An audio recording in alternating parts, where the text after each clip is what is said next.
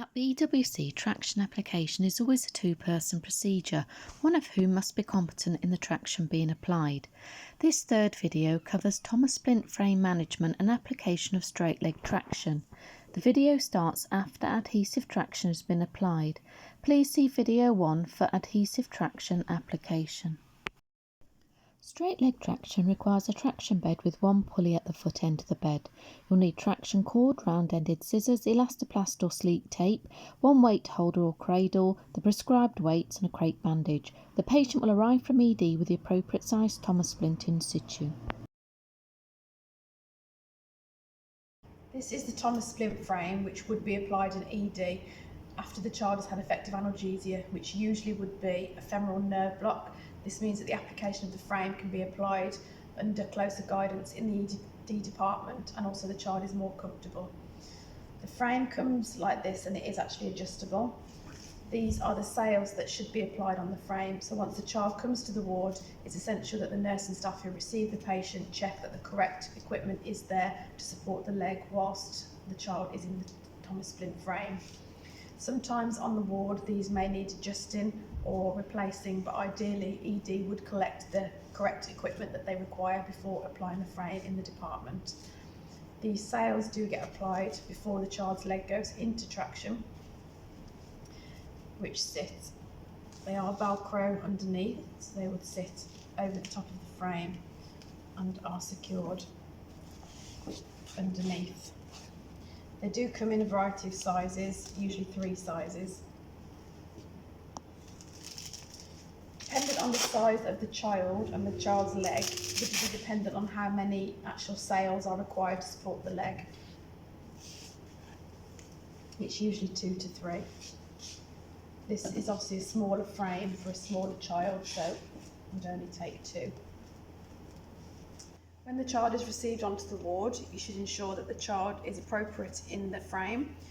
This means checking that the area around the groin area is not pressing too much into the genital area to cause further discomfort. You also need to ensure that the leg is supported correctly in the frame, which means the correct size sails. These are more appropriate for the size of the child in this size frame. So this child, as you can see, would only require 2 of the sails. This one could be adjusted and brought further up to support under the leg. And the second sail that sits at the bottom of the leg must be checked to make sure that the leg isn't actually sitting, or the foot isn't sitting on the sail, because then this could cause pressure areas under the bottom of the foot there. You want to make sure that this part of the foot is clear off the sail. The next part of the application is to attach this part of the string to the bottom of the frame. This part of the traction is the adhesive traction which is applied to the child's leg. So you will have your 2 strings which should be at equal length.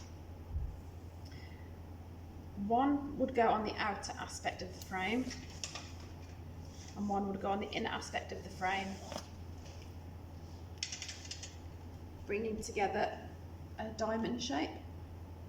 This then needs to be gently pulled taut and secured to the end of the frame.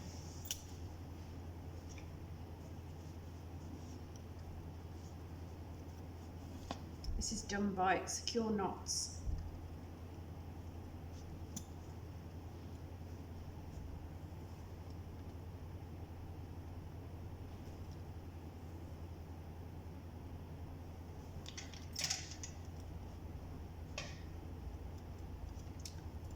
This part of the frame then, the cords are then attached over the pulley and a cradle then is applied to.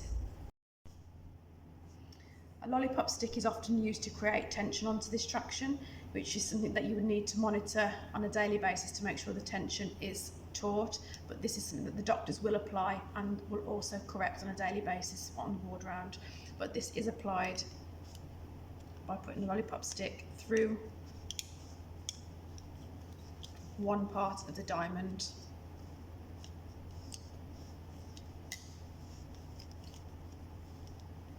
And the twisting movement creates the tension. As this can cause discomfort to the child, it is essential that this is only done by medical staff. this is the principle.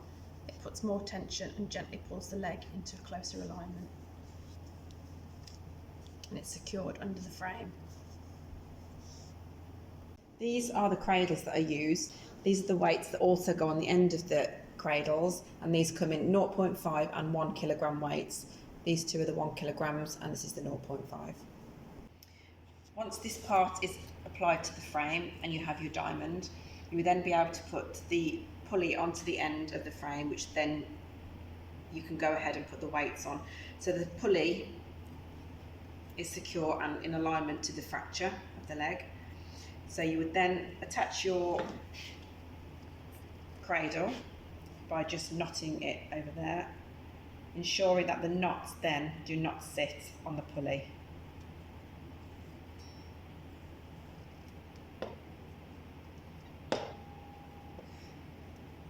You may need to secure the knots with some tape, so ensuring you have effective tape.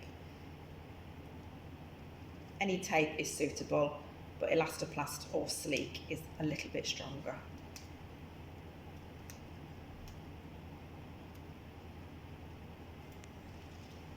Making sure that the foot still has clearance from the sails. The outer bandage goes on in the same principle as the inner bandage.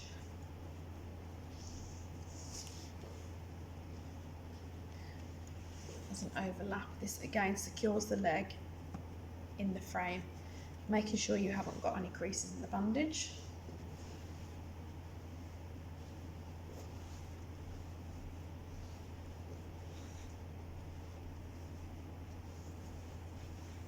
This goes up as high as you can take it and is cut and secured again by tape. Applying the weights are straightforward, so they will fit into the cradle. As you're aware, the child in the Thomas splint traction has an outer bandage and an inner bandage. The outer bandages are changed on a daily basis so that you can check the child's skin integrity and any pressure areas, and also ensuring that the neurovascular status is monitored. Day 10 of the fracture is when we would take down the inner bandages. This isn't usually done any earlier, for one, to maintain the stability of the fracture, and also the child normally isn't that mobile within the first few days, so it can actually be maintained.